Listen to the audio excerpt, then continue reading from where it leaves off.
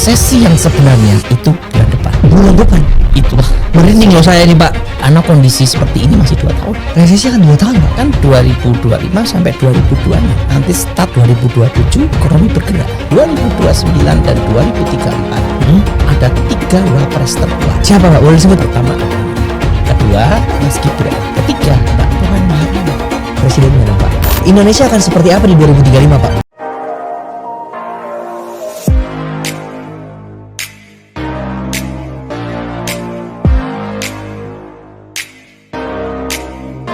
Terakhir kita podcast Pak, itu tanggalnya itu saya lupa, tapi pokoknya di bulan Juli 2024. Oke. Udah hampir setahun kita.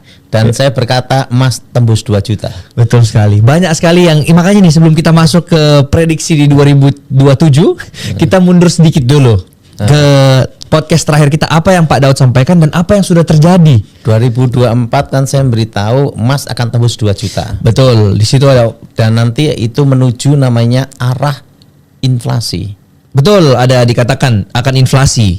Dan di situ saya akan tanya, Pak, Indonesia di tahun 2025 gimana keadaannya? Nah, Pak Daud di situ ngomong Resesi ekonomi. resesi ekonomi terjadi dan hanya berdampak di kota besar. Pak Daud bilang gitu. Dan beneran terjadi sesuai itu ya.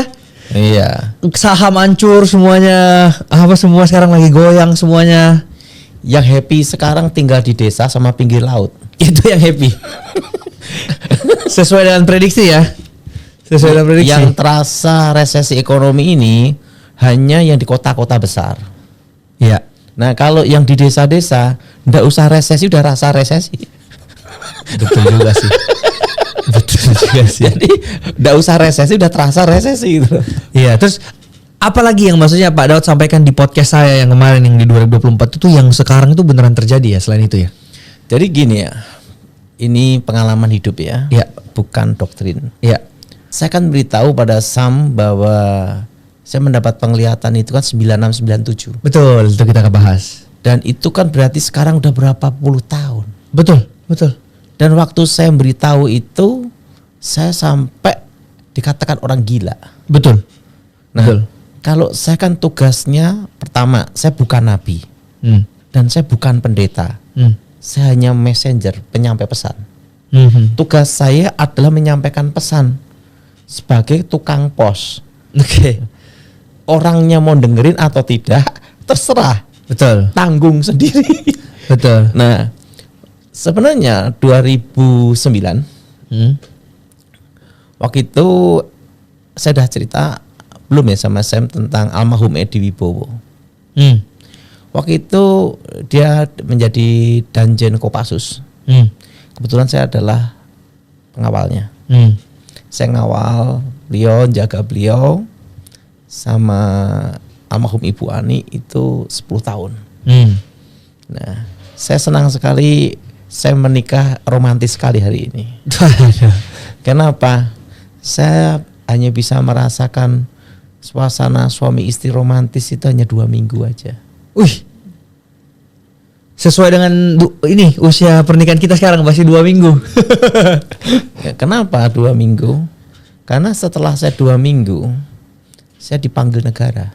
Oke. Itu tahun 2004. Oke. Sampai 10 tahun. Gak boleh ketemu keluarga itu? Saya, jadi ceritanya gini ya. Istri saya tidak tahu apa pekerjaan saya. Oh gitu. Selama 5 tahun.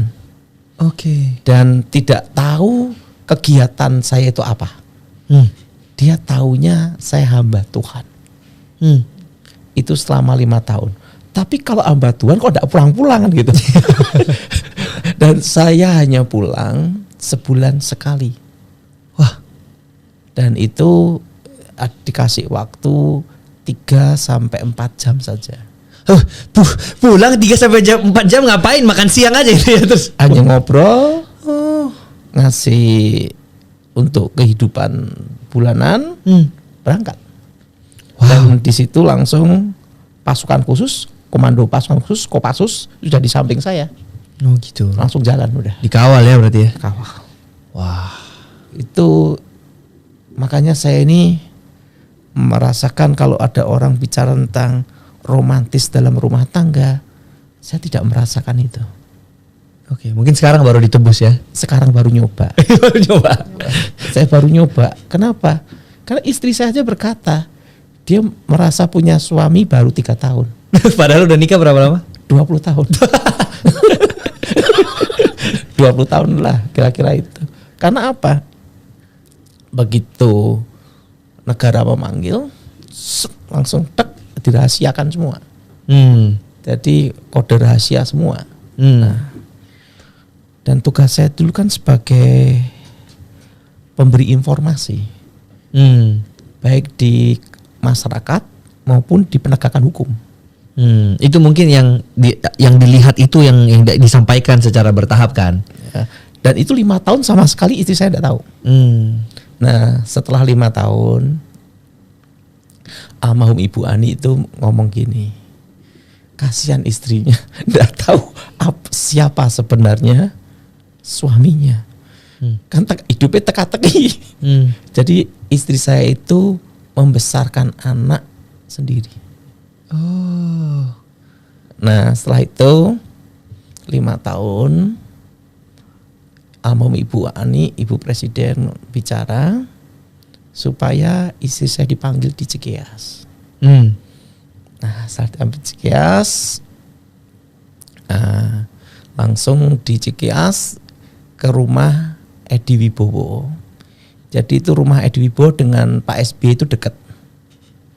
Nah, waktu itu langsung istri saya kaget kok di rumah kediaman presiden gitu loh.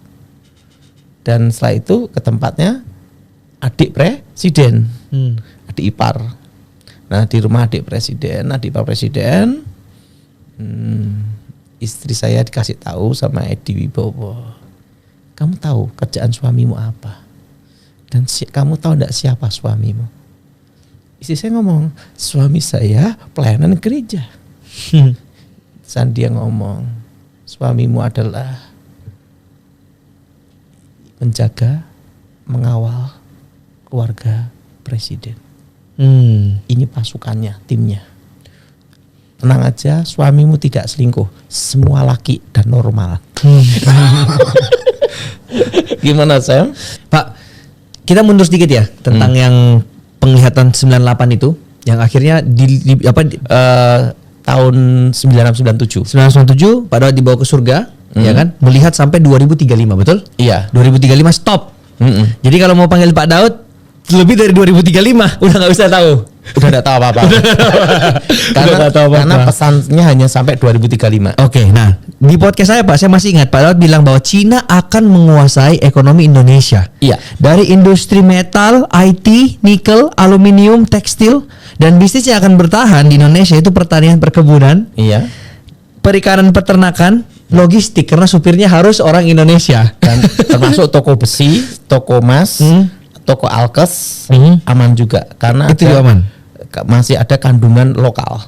Masih ada kandungan lokal. Dan Pak Daud bilang 5 tahun lagi dari sekarang, yang dimana itu tahun 2030, semuanya akan kembali offline. Toko-toko akan kembali, orang ke mall, semuanya akan offline kembali. Iya. Betul Pak? Iya. Masih ingat itu ya? Iya. Nah itu belum terjadi kan? Belum 2030. Nanti 2030 kita lihat itu akan kembali seperti itu. Kenapa kembali seperti itu? Karena ada namanya titik jenuh. Oke. Kenapa? Pesennya sepatu Nick. Dikirim keliru, mainnya beda. Oh, oke, betul. Nah, akhirnya ada rotasi di situ ya. Iya. Nah, dan itu kita akan buktikan semua di 2030 nanti, 2030. Pak. Nah, kalau yang sampai hari ini, kalau saya boleh tanya ke Pak Daud nih, dari semua yang Pak Daud sampaikan, yang sudah sampaikan ya di YouTube, di mana, di gereja, di khotbah-khotbah, berapa persen yang beneran terjadi sampai hari ini? Yang apa yang Pak Daud sampaikan? Kalau saya kan menyampaikan pesan tuh dari 2015. Tentang ekonomi berhenti, badai terjadi. Apalagi Pak? Kedua tentang Wapres terjadi. Itu ndak ada yang percaya. Itu saya ngomong 2021. Oh betul, oke. 2021 itu di Bina Geraha di Kepala Staf Presiden. Dan saya bicara di Kementerian Pertahanan, itu di Kementerian Pertahanan Gedung Ahana Sution lantai 9. Masih hafal karena saya di situ. Oke. Nah, ndak ada yang percaya juga. Pastinya. Nah 2022 saya sampaikan di seluruh Indonesia, Gibran Wapres. Nggak ada yang percaya. Nggak ada yang percaya. Oke. 2023 Saya waktu itu memberitahu nanti MK akan putuskan minimal belanja publik di Kementerian Pertahanan lantai 9. Terjadi semua. Nah, terus emas paling terakhir tuh yang paling heboh. Waktu itu 2022 saya bicara nanti di 2024 emas akan tembus 1,5 juta. Gak ada yang percaya. Gak ada yang percaya dan akan tembus nanti setelah itu 2 juta. Betul. Nah, setelah 2 juta arah hiperinflasi, arah. Tapi bisa dikendalikan. Oke. Dan kemarin 2 minggu yang lalu saya di sama Thomas, saya memberitahu supaya semua stop beli emas. Kenapa? Karena saya tahu emas akan turun. Sekarang turun. Jadi untuk yang mau beli emas sekarang jangan dulu Pak ya. Jangan dulu ya. Pokoknya emas kalau sudah 1,7 beli. Maksimal 1,8 silahkan beli. Oke, itu ya sekarang yang langsung kita bongkar-bongkar di sini Pak ya. Dan sekarang tahu nggak yang paling heboh apa Pak? Perak Pak. Wah Bapak ini ngomong perak dari harga berapa tiba-tiba naik habis semua di mana-mana, semua orang jadi beli perak Pak. Kenapa? Gini, untuk yang nabung perak, invest perak, itu untuk orang yang usia di bawah usia 50. Saya cocok dong Pak? Cocok. Oke. Tapi kalau yang usia di atas 70, enggak usah. Kenapa Pak? Keburu mati. Maksudnya gimana? Karena naiknya perak berlipat-lipat itu kan 10 tahun lagi. Oh jadi belum sekarang. Jadi perak itu harganya naiknya itu 10 tahun lagi. Sekarang harganya berapa Pak perak? 18.000 ya? Coba dicek aja ya. Tapi yang jelas perak itu nanti kenapa harganya naik di masa depan? Karena perak itu bisa banyak digunakan untuk elektro, otomotif, terusan itu termasuk panel surya. Setelah itu juga alat kesehatan. Jam tangan juga Pak ya? Nah, nanti di masa depan 10 tahun ke depan kandungan emas itu hanya dipakai 30-35%. Oh gitu. Sisanya adalah perak dan tembaga. Karena harga emas terlalu tinggi. Ya. Dan 10 tahun ke depan orang akan lebih suka warna silver platinum. Kenapa kayak gitu Pak? Zamannya seperti itu di 2035. Oh jadi Bapak melihat di 2035 perak terbang semua harganya. Makanya suruh semua orang sekarang beli perak ya. Itu yang usia di bawah usia 50. Kalau yang sudah mau ke panti jompo enggak usah lah. Gimana Sam? Betul nggak? Betul Pak. Tapi di sini saya ada artikel Pak. Jadi artikel ini dibuat oleh salah satu konten kreator. Dari melihat videonya Pak Daud tentang yang perak katanya naik, dia bilangnya malah jangan beli perak. Dia punya beberapa alasan. Saya boleh kasih tahu ya? Silakan. Dia bilang dalam 14 tahun terakhir Pak, harga perak itu turun sekitar 32%. Datanya menunjukkan. Jadi bukan mengalami peningkatan tapi penurunan. Berarti kalau kita misalnya beli perak dari 13 tahun yang lalu, itu turun hampir setengah, ya kan? Karena dia turun 32%. Sedangkan kalau kita beli emas dari 13 tahun yang lalu, harganya sekarang itu udah hampir kali 2. Dia ngomongnya gitu. Nah, terus perak itu tidak pernah termasuk ke dalam aset dengan performa terbaik setiap tahun, Pak. Jadi emas tuh termasuk, ada apa termasuk, perak itu nggak pernah masuk ke dalam top 10-nya. Itu alasan dia. Terus saya lanjutkan lagi Pak ya. Terus dia bilang perak itu juga katanya punya banyak masalah Pak. Oksidasi. Ya kayak gitu-gitu. Terus penyimpanan juga lebih susah. Tidak selangkah emas. Perak kan di mana-mana Pak. Sedangkan kalau investasi yang baik itu ketika memang langkah gitu kan dicari oleh orang dan barangnya memang tidak sebanyak itu. Tidak ada keinginan dari negara untuk menyimpan itu sebagai cadangan aset negara. Sedangkan emas mungkin ada Pak. Nah perak nggak ada. Ya gitu. Perak itu sudah menurun banget semenjak tahun 1873. Nah jadi itu yang dia katakan Pak. Gimana pendapat? Nomor 1 ya. Perak ini kan selama 14 tahun kan penurunan. Betul. Kalau udah semuanya turun mentok kan tinggal naik. Nah masuk akal. Nah kalau emas sudah terlalu naik 2 juta, mau naik 4 juta, ya mau beli siapa? Berat ya. Berat. Kalau perak sekarang anggaplah kita bilang di 18.000. 18.000. Kalau naik 50.000 mudah enggak? Ya bisa sih, betul. Mudah. Targetnya bisa ke 150.000 nggak Pak? Pokoknya berlipat. Berlipat ya? Tapi 10 tahun. Kenapa berlipat? Ya. Kenapa? Kan pertanyaannya gitu. Iya, ya. Walaupun dengan alasan yang tadi itu Pak yang disampaikan oleh data itu tetap masih bisa peluangnya berarti Pak ya? Karena perak nanti lebih banyak digunakan untuk industri. Jadi berkurang juga nininya dia gitu ya? Betul. Dan itu bisa jadi alternatif karena emas terlalu mahal. Terlalu mahal. Orang pindahnya ke perak. Ke perak. Oh. Nah, ingat ya, kegunaan perak sama emas itu lebih banyak perak loh. Kalau emas kan disimpan untuk perhiasan. Iya. Nah, itu yang membuat harga perak naik 10 tahun ke depan karena kemajuan industri. Oke, Pak. Tapi di sini kita harus kasih tahu ke yang nonton ya. Ini kita nggak ada ajakan membeli atau menjual ya. Enggak. Terserah mereka aja kan. Iya. Mau denger Iya. kalau nggak juga enggak kan. Tapi ingat yang di bawah usia 50. Kalau yang kakek-kakek enggak usah. Enggak bisa menikmati. Oke. Siap. Pak, sekarang saya pengen nanya langsung to the point nih, Pak. Tadi udah satu nih yang kebongkar, yaitu harus investasi perak. Yang kedua, Pak, apa yang Tanah. Kenapa tanah? Karena itu adalah safe haven untuk jangka panjang. Walaupun sekarang udah Harganya drop, stagnat, berhenti. Tinggal naiknya. Oh, Tapi masih tahun 2027 naiknya 2027 tanah. baru bergerak. Belinya dari sekarang oke, Pak. Oke. Perak beli sekarang oke. Oke. Emas yang udah jangan dulu ya. Kalau emas nanti, begitu emas menyentuh level 1,7, Iya. maksimal 1,8, silahkan beli. Oke, saham, Pak. Banyak sekali nih. Saham hancur semua, Pak. Gimana, Pak? Saham nanti kalau beli saham itu nanti setelah tahun depan, tepatnya bulan Maret. Kenapa, Pak? Harus beli saham bulan Maret bukan sekarang? Tahun ini adalah tahun seleksi alam. Maksudnya gimana? Kalau saham-saham gorengan pasti rontok habis. Oke. Yang bisa bertahan saham-saham sekarang berarti saham yang sudah teruji seleksi alam dan ekonomi. Artinya dia sudah stay dan kuat. Perusahaan besar. Artinya sudah teruji. Oke. Kalau hanya gorengan-gorengan aja habis. Oh. Nah, main saham aman itu di bulan Maret. Oke. Kan setelah RUPS rapat umum pemegang saham. Kalau sekarang terlalu resiko. Betul. Kalau kripto, Pak? Tidak boleh. Kripto tidak? Karena dasar hukumnya di Indonesia tidak ada. Oh. Gini ya, suatu bisnis yang real harus diakui negara dan ada undang-undangnya. Tapi kayaknya mereka sudah mau buat, Pak, untuk kripto undang-undangnya. Kan baru mau tuh. Ya berarti tunggu sampai buat dulu gitu ya. Kan baru mau. Oh iya betul juga. Baru mau dibuat Baru. sih. Penting ada legal standingnya. Oke. Ya. Oke, Pak. Apalagi investasi yang belum saya sebutkan? Udah semua ya? Jadi gini, kenapa saya bicara tanah? Ini bicara tentang ketahanan pangan. Karena 10 tahun ke depan, ketahanan pangan itu di seluruh dunia itu yang dilewati garis khatulistiwa. Oke. Karena akan ada namanya kutub utara, kutub selatan itu mencair. Oke. Kan kalau negara 4 musim kan nggak bisa untuk nanam terus. Betul. Nah, kalau garis khatulistiwa kan 2 musim, kemarau hujan. Betul. Bisa nanam terus. Betul. Nanti ketahanan pangan itu ada negara-negara yang dilewati garis khatulistiwa. Indonesia termasuk. Indonesia. Bisa maju berarti negara ini, Pak? Iya. Wow.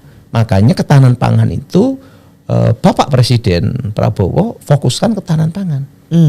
Gini ya, orang boleh industri metal yang hebat, tapi tetap perlu makan kan? Betul juga. Betul. Nah, jadi gini, kenapa saya suruh ngomong tanah? Itu berhubungan dengan pangan kebun. Karena 10 tahun ke depan, seluruh dunia ketahanan pangan itu tergantung ada yang dilewati garis khatulistiwa. Oke. Itu yang akan menjadi ketahanan pangan dunia. Berarti kita beli tanah untuk menanam. Betul. Oke. Sekarang gini, kalau 10 tahun ke depan 2035 Cina menguasai ekonomi Indonesia, dia bikin industri metal. Kalau lokal saingan bisa enggak? Susah. Karena mereka teknologi ada. Semua ada. Lebih murah ya. Lebih murah. Nah, tapi mereka tidak bisa nanam bayam kan? Iya betul. Nah, makanya kita harus mulai berpikir maju satu langkah, yaitu tentang ketahanan pangan. Jadi gini lah, kebun di sini untuk beli tanah untuk jangka panjang, untuk dikelola, bukan untuk dibangun gedung gitu loh. Oh, paham. Karena dunia nanti perlu makan, karena bisnis senjata tidak bisa untuk makan. Iya. Tapi senjata dijual dulu jadi uang beli makanan. Betul. Nah, sumbernya kan di food makanan. Jadi kita harus paham di sini, kita beli tanah itu bukan untuk dibangun rumah, tapi untuk berkebun. Kita sudah masuk era resesi, setuju nggak Pak sekarang? Resesi yang sebenarnya itu bulan depan. Bulan depan? Itulah. Merinding loh saya ini Pak. Berarti podcast ini harus tayang sebelum bulan depan dong? Iya. Jangan sampai udah lewat ya. Jadi bulan depan tuh bulan berapa? Bulan 6? itu resesi ekonomi yang sebenarnya. Gimana Pak? tolong dijelaskan Pak. Apa yang kita harus lakukan? Pertama, penjadwalan utang luar negeri. Penjadwalan utang luar negeri. Oke. Nah, kira-kira 600 sampai 700 triliun. Yang harus dibayarkan. Oke, terus? Kedua, Donald Trump kan menyetop semua hibah bantuan negara-negara kecuali Israel dan Mesir. Artinya US dollar itu kan terbatas. Naik dong harganya. Pikir sendiri. Dan yang ketiga, apakah target pajak memenuhi? Oke. Dalam kondisi ekonomi seperti ini. Oke. Nah, itulah resesi.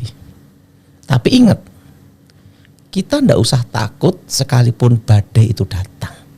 Karena kita akan melewati badai itu bersama Tuhan. Wih, betul. Setuju. Kenapa bersama Tuhan? Makanya Tuhan pilih Prabowo. Nomor 1 aman dan makan. Itu. Yang penting bisa itu dulu ya. Nggak usah mikir ke industri macam-macam. Penting perut kenyang, otak waras sudah. Makanya Pak Presiden itu dia programnya makan gizi gratis. Iya. Kenapa? Kalau perut kenyang, otak waras semua, otak normal.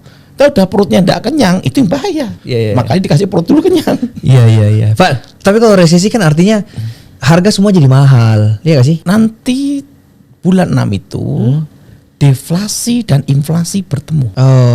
Daya beli masyarakat turun, tapi inflasi siapa yang beli? Iya, jadi gimana itu? Itulah resesi. Ya itu kan? Iya. Wah, serem banget dong. Daya beli masyarakat turun, dan sekarang gini, yang menengah turun ke bawah banyak, yang ke bawah turun kemana lagi? Iya. Masyarakat bawah, menengah ke bawah, itu kehantam 3 faktor. Oke. Faktor pertama yaitu Corona 2020 sampai 2022. Ya, kan udah selesai. Kita tidak bisa kerja, makan tabungan. Ya, betul. Betul. Kedua, kehantam lagi yang namanya perang Ukraina. Oh ya, betul. Sama Rusia ya. Ukraina sama Rusia. Itu kan global dunia. Betul. Dan dampaknya di Indonesia dan seluruh dunia. Betul. Eropa juga. Otomatis ekspor mempengaruhi. Betul. Nah, kalau ekspor mempengaruhi, target pajak kan juga terpengaruh. Betul. Setelah itu yang ketiga, judi online. Paling ini sekarang ya, fenomena. Menengah ke bawah sampai sekarang ini. Betul. Kehantem. Betul. Lah duitnya udah habis. Kena resesi. Bayar utang lagi. Oh iya, benar. Pinjol soalnya. Pinjaman online. Iya. Bunganya tinggi sekali tuh. Kena judol, kena pinjol. Menengah ke bawah. Nah, makanya kita harus bersatu seluruh Indonesia supaya tidak investasi ke dolar. Maksudnya kita jangan beli US dollar dulu sekarang. Kita harus cinta rupiah. Kalau kita semua pegang dolar, otomatis rupiah melemah. Tapi kan yang kaya makin kaya, Pak. Ingat, kita harus ada jiwa patriotik, cinta negara. Betul. Jadi dolar, kita jangan investasikan ke dolar. Kita harus investasikan supaya ekonomi bergerak. Ke perak aja ya, Pak ya, daripada ke dolar ya. Perak atau tanah. Iya. Dan berkebun. Karena gini, kalau kita semua investasikan ke dolar semua, ingat pemerintah gimana? Pembayaran utang luar negeri gimana? Jadi kita harus rakyat Indonesia bersatu. Makanya saran saya. Tapi Pak, yang bawa-bawa juga bahkan nggak kepikiran Pak untuk invest ke US dollar Pak, mau makan aja susah Pak. Terus mereka harus ngapain Pak kalau di masa resesi? Bertahan. Gimana cara bertahan Pak? Kerjaan habis? Apa yang ada? Mau nggak mau gitu doang caranya Pak? Fokuskan talenta yang ada. Kalau taunya IT, fokus IT. Kalau dia udah bodoh, dia nggak ada skill Pak, dia udah miskin lagi gimana Pak? Masih ada tenaga kan, jadi kuli. Mau nggak mau? Di Indonesia ini ada kehebatan Samuel. Apa itu kehebatannya? Susah untuk mati kelaparan. Di Indonesia? Asal mau kerja, tetap bisa makan. Nah itu. Beda dengan di Eropa. Beda dengan Amerika. Di Indonesia didukung alamnya. Misalnya nggak punya skill, mudah ke pinggir laut mancing. Misa kedua, kembali ke kampung, ke desa, bercocok tanam. Atau kerjasama pemilik lahan dengan dia. Bagi hasil. Bagi hasil. Di Indonesia, seresesi seberat apapun, tetap aman. Gitu ya? Susah untuk mati kelaparan. Setuju enggak Sanwa? Setuju. Karena ada banyak makanan dan lain-lain. Asal mau kerja. Ya, cuman dampak untuk masyarakat menengah sama kaya ini pas resesi datang itu apa yang kita harus lakukan nih Pak? Untuk yang menengah ke atas, jangan ambisi utang bank untuk mengembangkan usaha. Oke. Kenapa? Karena kondisi seperti ini masih 2 tahun. Resesi akan 2 tahun Pak? Kan 2025 sampai 2026. Nanti start 2027 ekonomi bergerak. Indonesia pulih ekonomi itu 2032. Wah, jadi baru bergerak itu 2027. Baru bergerak. 2032 baru orang bangun tidur baru kegosok-gosok. 2032 baru Indonesia pulih. Dan ingat, dunia tuh Indonesia aja Pak. Saya hanya penyampai pesan untuk Indonesia. Oh iya oke betul. Dan di masa depan di 2029 dan 2034 ada 3 wapres terkuat. 2000 berapa tadi? 2029 dan 2034. Iya. 3 wapres terkuat. Siapa Pak? Boleh disebut Pak? Pertama AHY. AHY jadi wapres. Tahun berapa Pak dia jadi wapres? Nah pokoknya 2029 2034. Wow. Oke. Kedua Mas Gibran. Oh lagi. Nah itu wapres terkuat. Karena gini, di masa depan figur Jokowi akan muncul kembali. Sebagai? Karena nanti dia akan disebut ikon infrastruktur dan pembangunan. Oh gitu. Karena figur Jokowi menguat kembali, Mas Gibran terangkat lagi namanya. Oh. Yang ketiga Pak, nama ketiga? Ketiga, Mbak Puan Maharani. Oh. Karena dia ketua umumnya Ibu Mega. Iya ya. Dan dia kan punya posisi di DPR juga. Iya. Dan dia punya rekam jejak di politik sudah lama dan pengalaman. Jadi di 2029 dan 2034 ini analisa saya, bukan nubuatan. Oh oke. Karena saya ada satu kisah yang tidak bisa saya lupakan dengan Mas AHY. Gimana? Waktu itu saya dipanggil di Kuningan untuk pencalonan Mas AHY calon gubernur.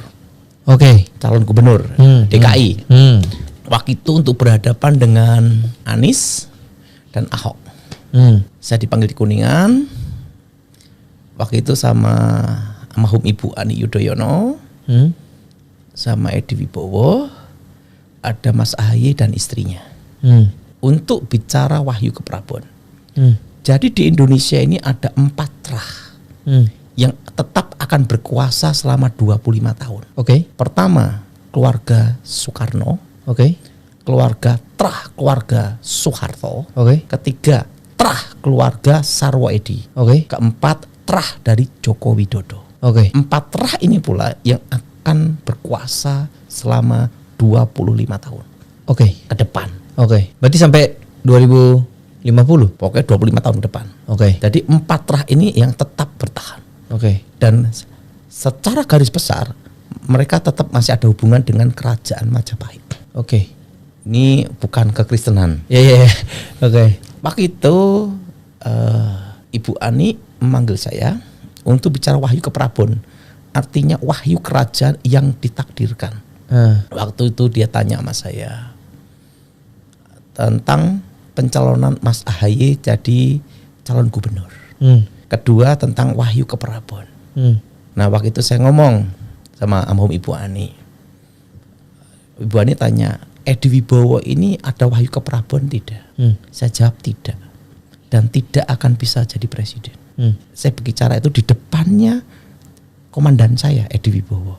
Bahwa dia tidak jadi presiden. Karena tidak ada Wahyu Keprabon. Karena Wahyu Keprabon itu ada di tempatnya Ibu Ani Yudhoyono. Oh, oke. Karena itu Wahyu Keprabon itu dari Sarwo Edi Wibowo. Ayah dari Ibu Ani Yudhoyono. Wahyu Keprabon itu gimana Pak Daud? Bisa enggak diturunkan ke Mas AHY? Nah, saya bicara Wahyu Keprabon dari Ibu Ani nanti bisa diturunkan ke tempat Mas AHY. Saya ditanya, ada caranya enggak? Ada. Nah itu rahasia sendiri. Oh, itu nggak bisa dibongkar sini. Nggak boleh. Oh, Karena itu adalah secret. ritual ya. Secret, suatu rahasia yang nggak boleh saya Bongkar. Demokrat dan Gerindra koalisi itu saya ikut campur. Oh, gimana? Kan awalnya bukan koalisi kan? Nah ini ceritanya kan. Oke. Jadi ini saya buka ini. Ya oke. Gimana Pak? Gimana? Kita Jadi, buka di sini semua. Ibu Ani bagi saya dia bukan hanya sebagai ibu negara, Oke. tapi sebagai komandan saya dan sebagai figur dalam hidup saya. Oke. Dan dia bukan hanya sebagai ibu negara saja, tapi seorang ibu yang mendidik anaknya berhasil. Oke. Dia mendidik dua anaknya, Mas Ahaye dan Mas Ibas, dan dua-duanya saya kenal. 2004 ini kita sejarahnya dulu. Saya kan dilatih dulu. Yang latih saya itu puji Tuhan Samuel. Yang latih saya itu langsung Edi Wibowo, yaitu negosiasi pembebasan sandera. Tetapi saya tidak pernah bebasin sandera karena tidak praktek-praktek. Nah, suatu kali itu namanya dalam operasi Sandi Yuda. Saya pernah masuk latihan itu. Nah, sama analisis strategi ke depan olah Yuda. Waktu itu 2004 saya ditugaskan untuk negosiasi untuk keamanan negara. Ini bicara negara ini. Dengan pihak Bapak Prabowo Subianto. Nah, tempat Bapak Prabowo Subianto hanya ada satu yang paling dekat dengan dia, dengan Pak Prabowo, dan yang paling setia dan orang kepercayaan Bapak Prabowo Subianto. Namanya Mayor Jenderal Gleni Kerupan. 2004 saya ditugaskan dari pihak Cikeas untuk pertemuan di Pondok Indah. Dari kubu Pak Prabowo, Gleni Kerupan mewakili Bapak Prabowo untuk ketemu saya negosiasi demi keamanan negara. Dan saya sama Gleni Kerupan hampir setiap bulan bahkan minggu itu komunikasi, pertemuan dan membicarakan untuk keamanan negara. 10 tahun jadi sahabat. Pertama tim negosiasi jadi sahabat. Karena apa? Kumpul tiap hari. Nah, waktu itu Ahaye keluar dari Anies, saya telepon lagi Mas Ibas. Saya ngomong sama Mayor Jenderal Gleni Kerupan, Glenn, saya minta supaya Gerindra dan Demokrat bergabung koalisi.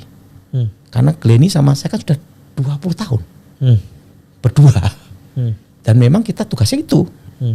Saya ngomong gini, Mas, ya saya tunggu 24 jam untuk bergabung. Oke. Kamu kan sama saya udah 20 tahun. Saya ngomong sama Mas Ibas. Mas Ibas tanya, Mas, pasti menang tidak untuk Pilpres ini Prabowo? Kan Pak Prabowo udah kalah berapa kali kan? Pasti menang, saya bilang gitu. Kenapa Mas yakin pasti menang? Saya beritahu, 96-97 saya lihat anak muda ini jadi wapres. Gibran. Udah mau lihat 96-97? Iya, pasti menang. Oke. Yakin Mas? Yakin. Kedua, ingat Mas Ibas, saya pengawal almarhum ibu. Pasti saya setia bahkan menyerahkan nyawa saya untuk Mas. Ya udah, gabung. Langsung Gleni telepon saya, gimana? Jawaban Demokrat. Ibas beritahu, nanti akan beritahu ayahnya Pak SBY untuk gabung. Iya, kamu kan pengawalnya sana, ngomong dong gitu. Oke, siap, gabung langsung 3 hari. Oh, gitu ternyata ya, Pak. Oke, Pak, tadi udah kasih tahu tentang 3 calon kandidat terkuat untuk Wapres. Presidennya dong, Pak. Nggak lihat. Oh, presidennya nggak lihat. Nggak lihat. Hanya wapresnya aja. Wapres. Oh. Nah, kalau yang paling terdekat nih, Indonesia nih sebentar lagi akan Piala Dunia nih. Indonesia masuk Piala Dunia nggak? Nggak lihat. Oh, itu juga nggak lihat. jadi tidak semuanya ya? Tidak semua. Tapi yang jelas, masa saya terkenal tinggal 2 tahun. Masa Pak Daud cuma 2 tahun? Berarti sampai 2027? Iya. Yang jadi pertanyaan, masih diundang nggak sama Samuel Kris? Nah itu aja. Tenang aja Pak. selama kita memberikan yang terbaik untuk masyarakat, kita masih ngobrol-ngobrol di sini dong. Samuel ingin tahu kenapa saya pelayanan di desa. Kenapa? Waktu saya ngawal Ibu Ani 10 tahun di Wibowo. Saya ini punya ayah angkat. Dia pembimbing saya dari saya bertobat. Oke.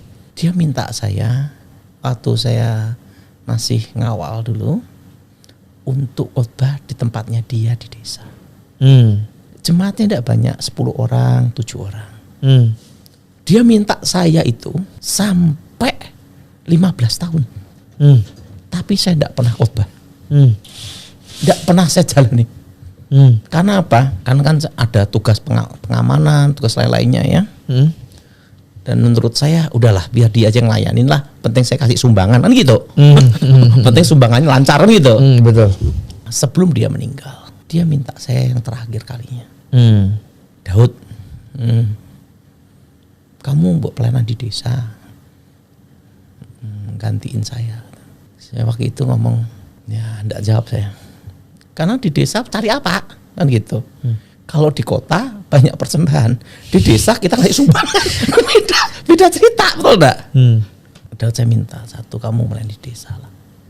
Karena dia minta saya khotbah selama 15 tahun untuk khotbah. Satu pun enggak pernah saya laku. Sebelum dia meninggal, dia ngomong sama saya minta kamu pelayanan di desa. Itu aja permintaan saya. Sebagai ayah angkat kamu. Setelah itu berapa hari kemudian dia meninggal. Sebulan 2 bulan saya pikir saya harus melaksanakan wasiatnya dia yang terakhir. Jadi saya ini terus terang, pertama dalam hidup saya berjanji sama Tuhan tidak akan jadi pendeta sampai saya meninggal. Karena saya tahu saya orang berdosa. Dan kalau pendeta itu beban mental dan harus terhormat. Sedangkan saya orang berdosa, saya lebih baik melakukan apa yang harus bisa saya lakukan yang terbaik untuk Tuhan dan negara saya. Dan yang kedua, ini kan wasiat terakhir sebelum dia meninggal. Ya udahlah saya jalankan. Saya Sam, Pak Gilbert pernah nawarin saya jadi pendeta untuk jadi wakilnya. Di kota loh Sam, jemaat kira-kira ada 10.000. Lumayan enggak Sam? Ya, banyak banget itu. Jadi wakil lah. Tinggal tanda tangan. Tapi saya ambil keputusan, saya tidak mau. Saya ngomong Pak Gilbert, saya belum siap, saya tidak mau jadi pendeta. Dan tidak mau di kota. Karena wasiat itu. Balik ke desa lagi ya intinya. Ke desa lagi. Oke Pak, tapi saya pernah mendengar cerita bahwa Pak Daud bisa menerawang sampai kematian seseorang, yaitu ibunya sendiri. Itu sering. Berarti kalau Pak Daud lihat saya, Pak Daud tahu nih saya kapan meninggal Pak? Kalau harus mendapat petunjuk. Harus mendapat petunjuk dari Tuhan. Jadi gini, 2018, ayah saya mau meninggal pun dikasih tahu. Wow. Jamnya dan tanggalnya. Wow. Dan caranya juga. Ya. Gimana ceritanya? Ayahmu ku panggil. Jam ini detik ini langsung kelihatan. Tek, meninggal. Meninggalnya karena apa? Serangan jantung. Dan itu beberapa hari sebelum dia meninggal atau beberapa bulan? Berapa hari? Wah, kalau kayak gitu kan artinya langsung kita akan cari segala cara supaya dia gak meninggal dong. Gini Sam, kadang tuh kita lebih baik tidak tahu masa depan daripada tahu. Kenapa Pak? Karena kita berusaha untuk mencegah tapi tidak bisa. Serem banget ya. itu pasti stres banget ya Pak ya. Makanya lebih baik tidak tahu daripada apa? Tahu. Tapi kalau saya tahu misalnya di masa depan apa yang naik, kan saya bisa jadi kaya Pak. Saya tinggal dari sekarang Pak. Ingat ya, saya 10 tahun hidup ngawal presiden. Kalau saya mau suruh milih, saya ingin jadi kayak orang biasa. Kenapa Pak? Lebih happy. Menikmati hidup bersama keluarga. Itu lebih daripada yang lain. Istri saya aja ngomong sama saya, dia merasakan punya suami hanya 3 tahun. Dan dia ngomong, saya tidak mau punya menantu jadi kayak ayahnya. Jadi istri saya tidak mau punya calon suami anaknya yang kayak calon presiden, staf khusus presiden. Kayak saya ngawal presiden. Kenapa? Saya belum siap untuk mengubur anak dan menantu saya. Karena kan tim saya banyak meninggal. Gugur dalam tugas, satu dari helikopter, ada yang tim saya masih hidup tinggal 3, satu aja stroke, bayangin. Jadi dia ngomong enggak mau. Saya tidak mau punya menantu kayak kamu katanya. Karena kan dia ngerasakan 10 tahun saya tinggal. Iya. Nah, setelah itu pada waktu penguburan ayah saya dapat suara Tuhan ya. Itu di depan banyak orang di situ. Mama saya masih ada di situ. Tepat 7 tahun kok aku panggil. Serem banget. Jadi menghitung mundur kita ya waktunya. 2018. Tahu enggak, saya sudah berkabung untuk ibu saya selama 7 tahun. Sedih duluan ya. Nah, Tapi Pak Daud kasih tau ibunya nggak bilang, kamu bakal meninggal 7 tahun lagi? depan dia. Langsung kasih tau gitu? Iya. Wih, Supaya dia persiapan. wah, Makanya dia suka melayani, suka bantu orang gitu. wah, Dan itu banyak, saksinya banyak. wah. Nah, apa yang terjadi? 2025 bulan Februari, 7 tahun kan. Waktu itu saya ada di Jambi. Mama saya tiba-tiba sakit parah. Tiba-tiba? Tepat 7 tahun. Saya dipanggil datang, saya ke Solo ya. Dan saya sudah dikasih tahu bahwa tanggal 13 dia meninggal. Nanti kakak setengah 12. Wah. Udah tahu? Setengah 12, tanggal 13. Waktu itu makanya lebih baik kita enggak tahu masa depan. Karena kita enggak akan siap kalau kita ngelihat prosesnya gimana meninggal itu kayak apa gitu loh. Itu yang saya belum siap gitu loh. Apalagi ibu kita sendiri gitu loh.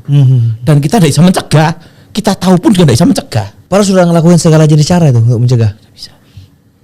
Setelah itu saya ngomong sama anak saya Felicia. Feli, ayo kita ke latihan. Karena saya ngajak anak saya kan disiplin militer. Jadi supaya dia cinta negara, terus minimal dia bisa berlindung dan menjaga dirinya. Habis latihan, saya latih dia sama kawan saya. Ngomong. Waktu itu saya ngomong sama kawan saya, kita tidak jadi ke Semarang. Saya ngomong, Feli, kita ke tempatnya Oma, karena dia mau dipanggil Tuhan. Karena Tuhan janji sama saya, hanya engkau yang bisa menutup matanya. Oke. Saya datang dari tempat latihan sama anak saya ke rumah sakit.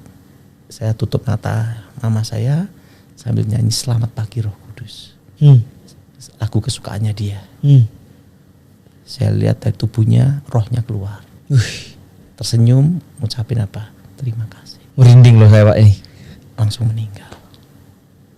Tepat 7 tahun. Ayah saya 13 Januari 2018. Ibu saya Februari tanggal 13. Wow. Lebih 1 bulan dikasih kesempatan. Wow. Tapi maksudnya apa? Gimana rasanya ketika sudah tahu gitu loh depan mata bahwa 7 tahun.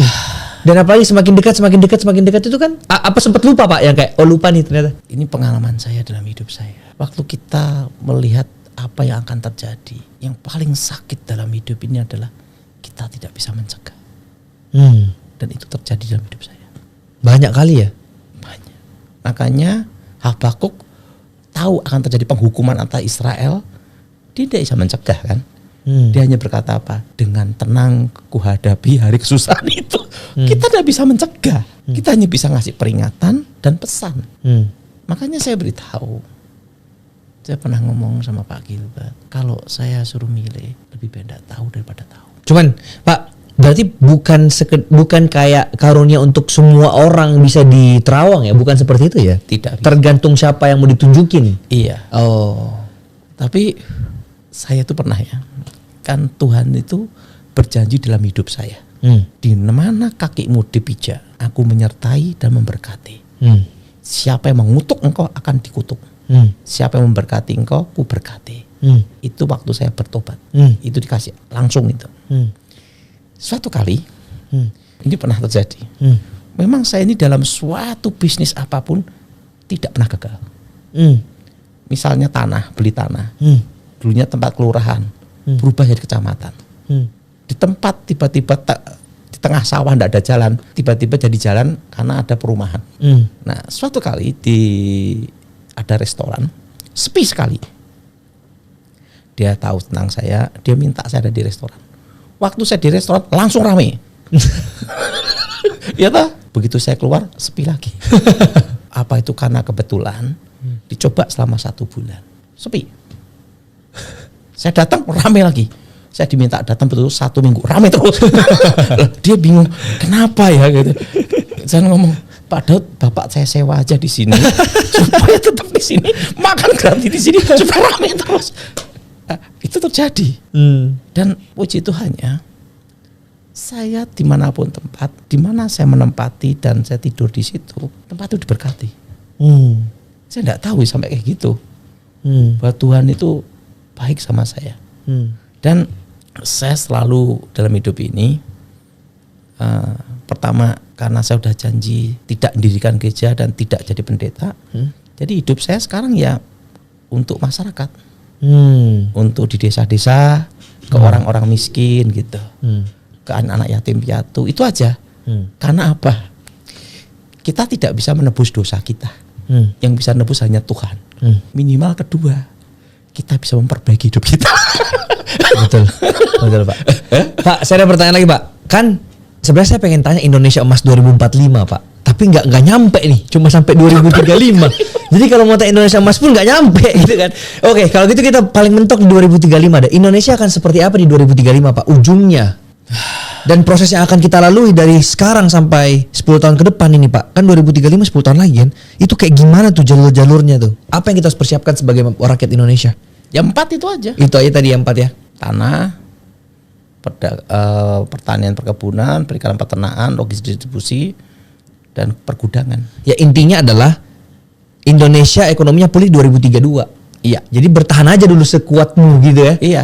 Tabung dulu, jangan difoya-foyain duitnya. Cari sebanyak-banyaknya uang. Kencangkan ikat pinggang. Kencangkan ikat pinggangmu ya. Itu intinya. Dalam hidup ini hanya satu yang saya sesali dan paling saya kecewa. Apa Pak? Kalau saya tidak bisa memberikan yang terbaik untuk Tuhan dan negara. Jadi selama saya hidup, saya berusaha melakukan apa yang terbaik. Oke. Untuk Tuhan dan untuk negara saya. Oke. Karena saya lihat jiwa patriotik itu harus dikembangkan di Indonesia. Nah itu nomor 1. Ya kan banyak yang kabur-kabur Pak ke luar negeri. Nah yang ngajak kabur itulah perlu bertobat. Karena Indonesia nggak bisa makan di luar negeri. Ada satu pelajaran yang saya pegang sampai saya mati. Apa Pak? Itu pesan guru saya. Yaitu kakek saya seorang pejuang. Nomor 1, selama tidak ada pemberontakan. Kedua, selama pemerintahan itu ada, jangan melawan, jangan memberontak, lakukan hidup apa adanya, silent, tenang. Tidak boleh melawan, demo, tidak boleh memberontak, apalagi demo. Iya. Pokoknya selama ada pemerintahan, dan selama negara itu tidak ada pengkhianatan, tidak ada pemberontakan, silent, diam, tenang, jadi warga negara yang baik. Gimana Sam? Bagus Pak. Jadi makanya saya ini tidak pernah dalam wawancara apapun menjelek-jelekkan negara, tidak boleh. Ya, betul. Karena pesan guru saya sebelum dia meninggal, dia pejuang. Pejuang, dia seorang peta dan satu liting dengan Jenderal Ahmad Yani. Dia ngomong sama saya, untuk apa kita merdeka? Hukum di Belanda ada hukum, aman. Zaman Belanda dan zaman Jepang juga aman. Hanya bedanya satu, kita merdeka untuk tanah kita, supaya kita punya tanah dan air. Jadi ingat, selama negara ini ada dan ini tanah airmu, pertama, selama tidak ada pengkhianatan dan tidak ada pemberontakan, diam, tenang, ikuti alurnya, jadi warga negara yang baik. Dan tidak boleh bicara apapun yang jelek untuk pemerintah. Keren. Tepuk tangan dulu dong. Pak, saya ada 2 pertanyaan terakhir Pak. Pertanyaan saya yang kedua terakhir ini adalah, kita melihat fenomena ada negara perang A lawan B, perang dagang antara Cina dan Amerika, dan ya untungnya sekarang udah membaik lagi. Itu namanya perang dingin propaganda. Nah itu di beberapa tahun ke depan akan terjadi lagi nggak Pak? Apakah perang dunia ketiga? Itu untuk bargaining, ujung-ujungnya adalah bargaining, negosiasi, sama-sama untung. Itu tujuannya. Jadi bukan untuk sampai perang ketiga, perang dunia ketiga. Kalau perang itu kan biaya besar. Perang itu kan ada 3. Ya. Pertama perang udara. Perang udara itu maksimal sebulan, 2 bulan, 3 bulan itu udah maksimal. Karena biaya logistik itu terlalu tinggi. Kayak contohnya apa? Kayak Rusia. Rusia dengan Ukraina, Hmm. ya kan ya? Udara itu sebulan 2 bulan doang, bung. Nah, setelah itu perang laut maksimal 3 bulan, dan paling lama itu perang darat, itu pusat pertempuran. Itu ada perang gerilya, perang kota kan gitu. Itu bisa tahunan bahkan puluhan tahun. Nggak usah banyak-banyak. Contohnya Timor Leste. Berapa tahun? Akhirnya lepas juga. Jadi perang itu biaya yang besar dan mudah besar. Kayak India dan Pakistan. Itu sebenarnya adalah uji coba senjata. Oh, jadi bukan perang itu? Ya, untuk uji coba senjata, bisnis senjata. Nanti kan ini made in Cina, ini made in Amerika, ini made in Rusia, ini made in. Nah sekarang kalau senjata kan untuk uji cobanya harus perang. Iya. Nah kendaraannya siapa yang mau dicoba? Iya. Tapi kedepannya ini ada lagi nggak Pak yang kayak gitu-gitu tuh, yang antara ini lawan ini, negara ini lawan negara ini? Pasti ada. Pasti ada ya. Tergantung bisnis perang. Tergantung bisnisnya mau ke arah mana. Senjata. Cuman nggak yang sampai perang dunia ketiga lah ya. Semua masih aman-aman aja. Aman-aman aja. Kalau perang dunia ketiga, semua rugi. Iya betul sih. Otaknya mereka juga masih waras gitu loh. Jadi mereka nanti ujung-ujungnya gertak sambel, shock terapi, ujung-ujungnya apa? Kita nego-nego. Gitu aja. Ya ujung-ujungnya sebenarnya Trump kan menaikkan tarif ke Cina segitu besar supaya dia bisa masukin uang tuh banyak banget ke bank kan, supaya suku bunga turun. Iya. Jadi ya kayak gitu-gitu kan seharusnya. Bisnis to bisnis. Bisnis to bisnis ujung-ujungnya Pak. Ya udah, mungkin Pak penglihatan terakhir atau pesan yang mau disampaikan ke masyarakat Indonesia yang menonton ini sampai 2035 apa Pak? Pesan saya satu untuk masyarakat seluruh Indonesia. Ya. Pertama, emas begitu 1.700.000 atau 1.800.000 beli. Oke. Kedua, perak. Ketiga, itu pesan guru saya. Selama tidak ada pemberontakan dan tidak ada pengkhianatan, jadilah warga negara yang baik, tidak boleh melawan atau bicara yang jelek untuk pemerintah. Itu pesan guru saya. Karena apa? Ingat, kita sudah melewati masa susah, masa sulit pada waktu untuk Indonesia merdeka. Itu guru saya ngomong gitu. Jadi orang yang sudah mengalami perang, dia tidak akan mau jadi pengamat militer. Karena perang itu brutal. Nah, yang bisa jadi pengamat militer itu kebanyakan yang tidak pernah perang. Betul enggak? Betul. Nah, guru saya ngomong, kalau orang, karena dia sudah mengalami perang waktu zaman Belanda dan zaman Jepang, jadi dia merasakan bagaimana perang itu.